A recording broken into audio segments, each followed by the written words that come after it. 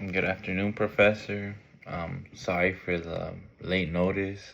I had National Guard duty over this weekend, and I couldn't attend class for the last day of the semester. But this is my video in order for me to make up the presentation that I couldn't do. And my two slides that I had to present were the cultural damage and the resolution. So, continuing on, a little summary of what my partners have previously said was about like the psychological effects of Native Americans in during boarding schools and how they would portray PTSD, all those symptoms and side effects of what it is of losing the culture of one, right? So, for example, right, for me, I'm Mexican American, right? And a big part of me is obviously I'm a first generation college student with immigrant parents. So, whatever I learned from them, whether it's cooking, maybe work ethic, for example, my dad taught me how to do construction at a very young age. Like, imagine if that were to be taken away from me. So, if I were being colonized and they were told there were people, it doesn't necessarily matter what specific people, but like, obviously, like someone from another different location comes to my own house and tells me, oh, you can't do those practices that I can. It's obviously going to affect me because today I am the person because of my parents, my culture, religion, and all that. So obviously I can relate that to like Native Americans because obviously they were tortured and they have lifelong trauma as well. When I went through the Army National Guard, like it was basic training was hard work and I went through a lot of trauma, but obviously like I learned lifelong skills that I can use throughout my career. And but for the Native Americans, it's different because obviously like they're being abused, and obviously like in the army, what we do is like they mentally train us in order to like give in order to do certain tasks that maybe like would put us above other soldiers from other countries. For Native Americans, they were obviously abused, hit, and for no need. Obviously, like there could have been a different approach. So I go into the cultural damages, right? So what necessarily happened to the cultural damage is that obviously their language was being erased. Many traditions that they would have were also being erased. Spiritual dances, practices. It was basically just forced to be removed throughout their own persona. And obviously, like if children were to speak their own language, they would be hit by the nuns. And I can relate this because when I was younger, a lot of teachers wouldn't like me speaking Spanish in school. And I remember that my mom would get a lot of phone calls over the phone saying how, from my own teachers, obviously it was like a different time back then, but from my teachers saying that like, why don't we speak English in our own household, even though it's our culture to only speak Spanish, which is where I can connect from my identity to Native Americans' identities. And also to like family bond. Obviously, when it was my family, obviously we felt hurt because we don't know the American way or English, but to the Native Americans, they were being separated, abused, and it was a lot like to take in, because a lot of these Native Americans would be separated.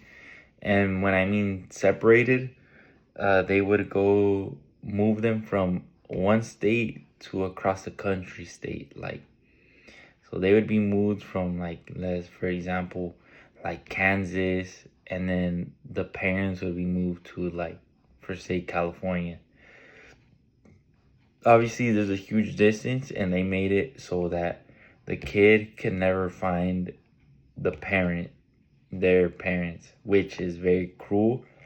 And also, like, it's a form of racism, because obviously, like, it was the Catholic Christian churches were mostly consisted of white people.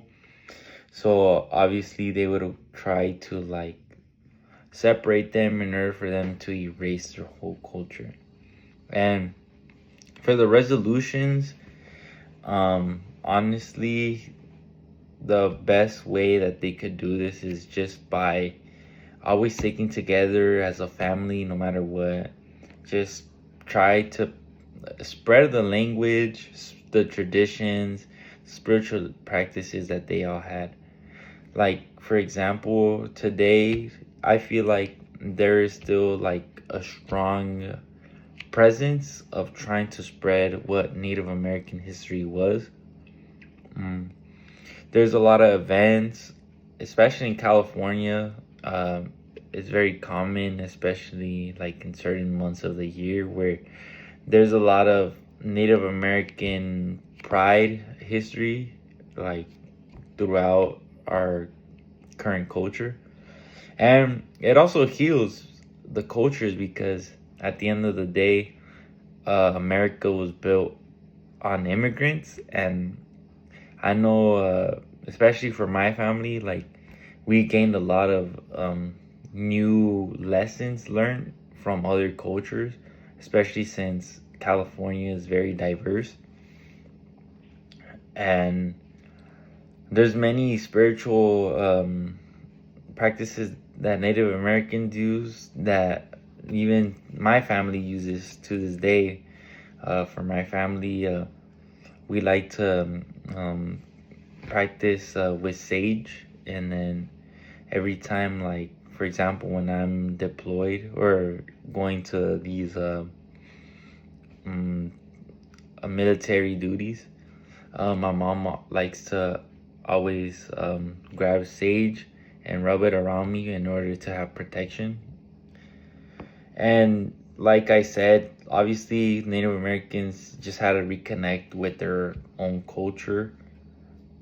And that's, like, probably the big main point for resolution, because as we know, like, the more practice you have in a certain thing, the more better and obviously more known it gets.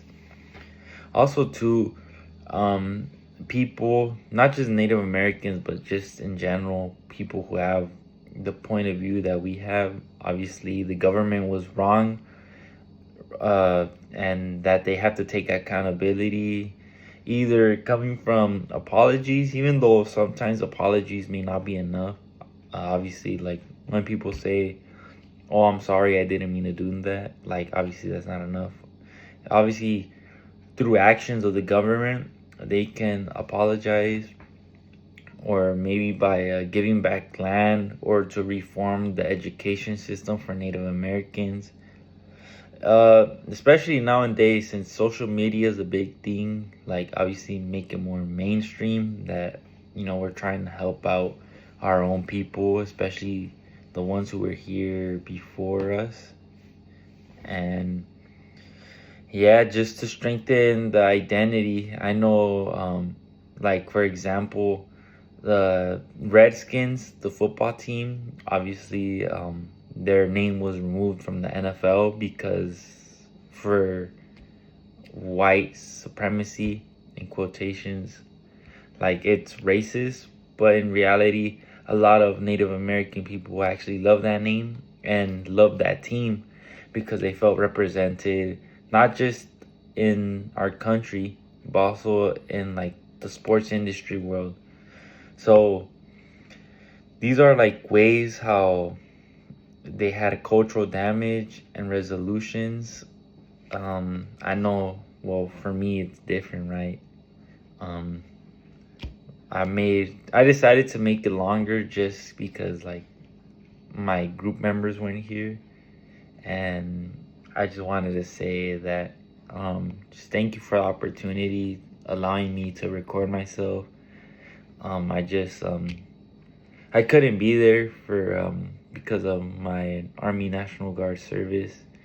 And I hope you have a good rest of the day, your summer, and I hope, yeah, you stay in good health condition and you teach for many more years. And I appreciate you for having you as a professor of mine at Cal Poly Pomona. Thank you.